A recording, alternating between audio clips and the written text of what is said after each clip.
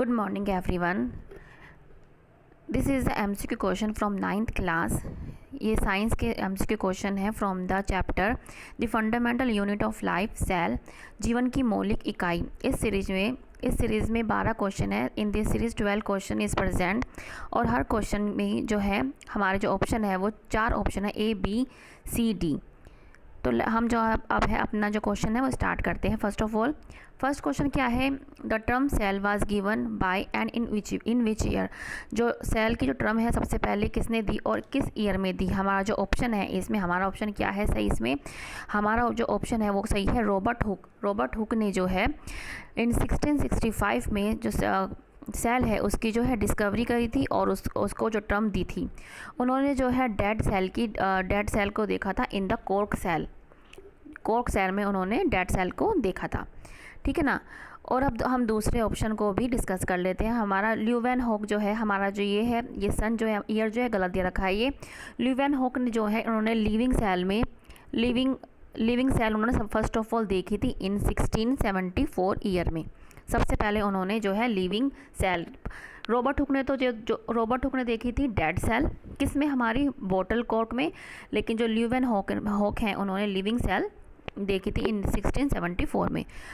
और हमारा जो फ्लेमिंग है ये हमारा सन ईयर गलत दे रखा है.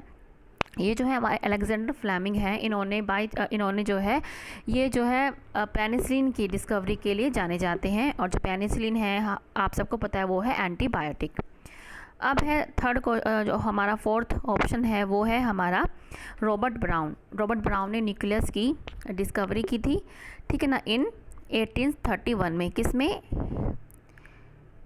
1831 में उन्होंने क्या है न्यूक्लियस की खोज की थी. हाँ, तो हमारा सब पहला ऑप्शन क्या है सही इसमें, रॉबर्ट हुक.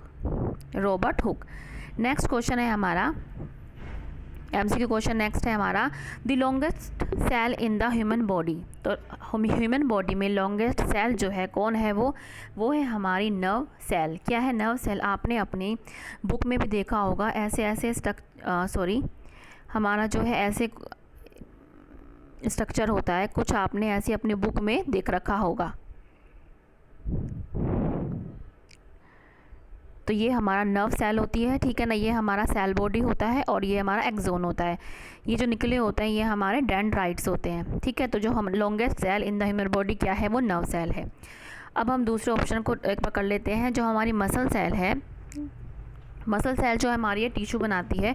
और मसल सेल हमारी 3 टाइप की होती है, cardiac muscle, skeletal muscle and smooth muscle. ठीक है ना. किडनी सेल में जो है हमारा फंक्शनल एंड स्ट्रक्चरल यूनिट जो होती है वो से हम बोलते हैं नेफ्रॉन. क्या बोलते हैं, नेफ्रॉन. तो हमारा इसका आंसर क्या हो जाएगा, इसका आंसर हो जाएगा नर्व सेल. नेक्स्ट क्वेश्चन क्या है हमारा, नेक्स्ट क्वेश्चन है हमारा which of the flowing has an irregular और वेरिएबल शेप. मतलब जिसकी इरेगुलर शेप मतलब कोई शेप ही ना हो, बार बार चेंज होती रहो, वो कौन सा है हमारा अमीबा. कौन सा है हमारा अमीबा. जो हमारा अमीबा होता है उसकी कोई भी शेप आप कर सकते हैं. ठीक है ना. और ये फूड को कैप्चर करने के लिए क्या करता है, ये सूडोपोडिया बनाता है. ये सूडोपोडिया ये बना लेता है. सूडोपोडिया क्या होते हैं, ये जो निकले हुए होते हैं ये फॉल्स फुट कहलाते हैं. मतलब ये झूठे पैर होते हैं, होते नहीं है, बस ये लगते हैं. तो हमारा जो इसका आंसर है वो क्या है, अमीबा.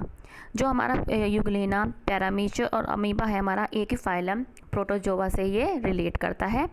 यूग्लिना आपने अपनी बुक में अगर देखा होगा तो वो कुछ इस प्रकार का होता है. यहाँ से इसका फ्लैजिला निकला होता है, एक फ्लैजिला और होते हैं, वो छोटा होता है लेकिन. ठीक है. और पैरामीशिया आपको चप्पल जैसा स्लिपरी लाइक भी होता है. ये स्लिपरी लाइक इसको बोलते हैं क्योंकि इसकी जो शेप होती है वो चप्पल जैसी होती है. आपने ऐसा देखा होगा. ये जो निकले हुए होते हैं इसके ये जो होते हैं इसको बोलते हैं सीलिया, जो ये लोकोमोशन के लिए यूज़ करता है. ठीक है. तो एसिटाबुलेरिया जो है हमारा एक एल्गी होती है. ठीक है. और इसका हमारा आंसर क्या हो जाएगा, हमारा इसका आंसर हो जाएगा अमीबाज. नेक्स्ट है हमारा the cell wall of plant is made up of cellulose which is. जो हमारी प्लांट की जो सेल वॉल है उन्होंने क्या है कि वो सेलुलोज की बनी होती है. तो वो क्या है, हमारा क्या आंसर क्या हो जाएगा, वो पॉलीसैकेराइड्स. क्या है, पॉलीसैकेराइड. और पॉलीसैकेराइड्स क्या होते हैं, हमारे कार्बोहाइड्रेट होते हैं. ठीक है ना. तो हमारे जो ये अदर ऑप्शंस है हमारा लिपिड, प्रोटीन, ये पॉलीसैकेराइड, ये क्या हमारे बायोमोलिक्यूल्स होते हैं. ये ठीक है ना। बायोमोलिक्यूल्स होते हैं ये जो लिपिड, प्रोटीन और मॉलिक्यूल्स, ये पॉलीसैकेराइड जो हमारे बायोमोलिक्यूल्स होते हैं, ठीक है ना। और अमीनो एसिड जो है वो प्रोटीन की सबसे छोटी यूनिट होती है। Amino acid, different amino acid से ही हमारा क्या बनता है, हमारा प्रोटीन बनता है।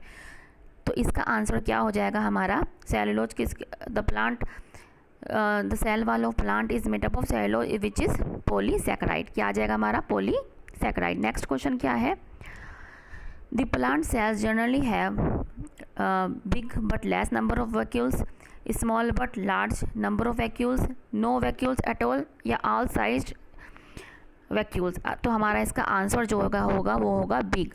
हमारे प्लांट में क्या होते हैं, बहुत बड़े बड़े वैक्यूल्स होते हैं और बहुत ही कम होते हैं, ठीक है ना।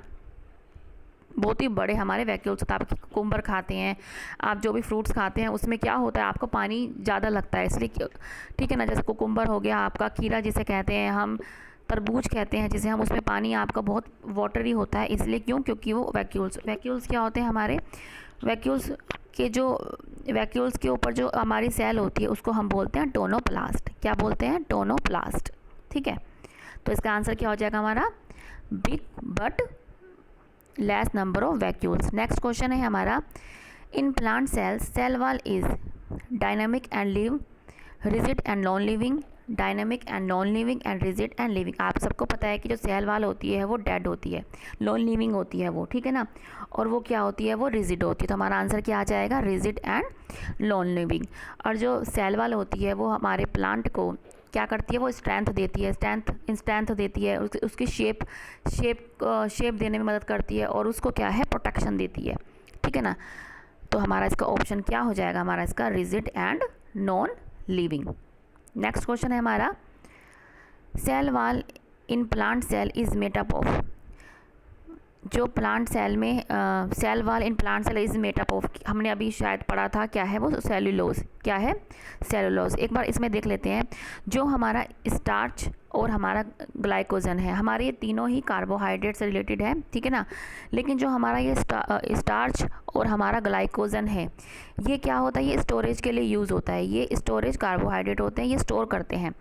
स्टार्च जो है, जो एक्सेसिव ग्लूकोज होता है उसको प्लांट सेल में स्टार्च के रूप में स्टोर करता है, और ग्लाइकोजन जो है एनिमल्स में जब एक्सेसिव ग्लूकोज हो जाता है तो वो ग्लाइकोजन के रूप में स्टोर हो जाता है।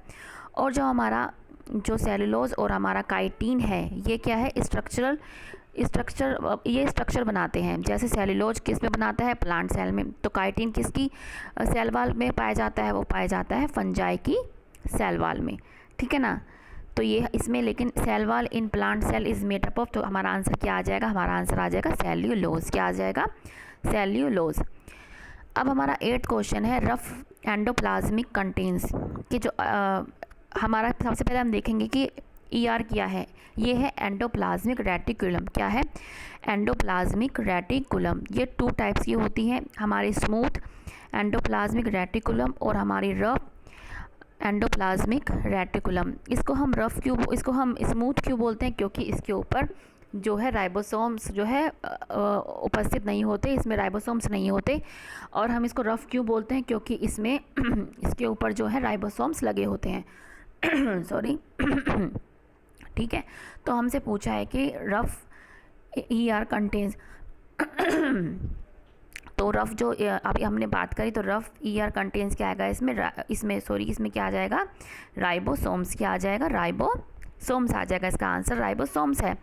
अब इसमें दूसरे ऑप्शन क्या है हमारे, कि डिटॉक्सिफिकेशन सेंटर, जो हमारा डिटॉक्सिफिकेशन सेंटर होता है वो किसके पास होता है, वो हमारा स्मूथ एंडोप्लाज्मिक रेटिकुलम के पास होता है। वो इसके इंक्लूड स्मूथ एंडोप्लाज्मिक रेटिकुलम जो है कंसिस्ट करती है डिटॉक्सिफिकेशन सेंटर, ठीक है। जो कार्बोहाइड्रेट सिंथेसिस मशीन तो आपको पता ही है, प्लांट में होती है, वो भी लीफ में। लाइसोसोम्स हम आगे डिस्कस करेंगे। लाइसोसोम्स सुसाइडल बैग भी कहते हैं, तो इसको, ठीक है, क्योंकि ये अपनी ही सेल को ईट अप कर लेती है, खा लेती है। नेक्स्ट क्वेश्चन है हमारा, प्लाज्मा मेम्ब्रेन इज। अब बताना है कि प्लाज्मा मेम्ब्रेन इनमें से क्या है। तो पहले हम इसका मतलब जान लेते हैं कि इसका मतलब क्या होता है। परमेबल का मतलब होता है कोई भी, जैसे कोई आप एग्जाम्पल के तौर पर समझ सकते हैं कि कोई भी आ सकता है, कोई भी जा सकता है। सेलेक्टिव में क्या है, कोई सेलेक्ट चीज़ ही जा सकती है इस दीवार के पार करके, ठीक है ना, कोई भी ऐसे कोई नहीं चला जाएगा, बस सेलेक्टिव ही जाएगी। सेमी परमेबल मेम्ब्रेन होती है कि वो साइज पे डिपेंड करती है कौन सा सोल्यूट वो इसके अंदर से जा पाएगा। इम्परमेबल मतलब कोई भी सेल के अक्रॉस नहीं जाएगा। तो हमारा जो प्लाज्मा मेम्ब्रेन होती है वो होती है हमारी सेलेक्टिव परमेबल, मतलब ये सेलेक्ट करती है कि कौन कौन सा ये अपने अंदर आने दे रही है बाय द साइज, ठीक है ना, बाय द साइज ये ठीक है ना।